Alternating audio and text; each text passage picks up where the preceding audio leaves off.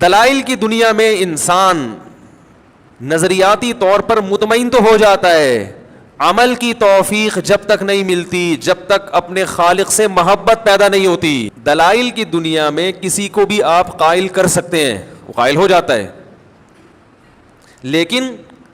عمل کی توفیق ملنے کے لیے دلائل کی دنیا میں مطمئن ہونا کافی نہیں ہے۔ بھائی کسی نے آپ کو بتا دیا کہ یہ آپ کا باس ہے،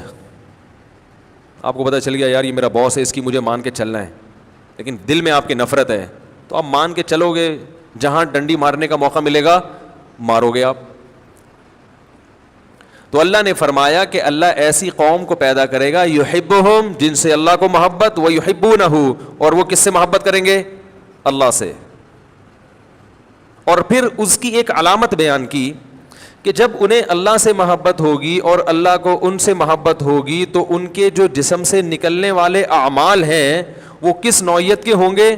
اس کی ایک صفت کو اللہ نے ہائی لائٹ کیا کہ ان میں ایک چیز مشترک تمہیں نظر آئے گی محبت کے ساتھ، یعنی محبت جب ہوتی ہے نا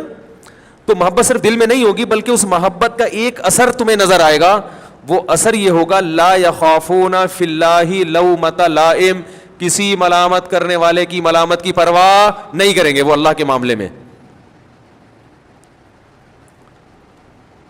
تو جو آدمی اس نہج پر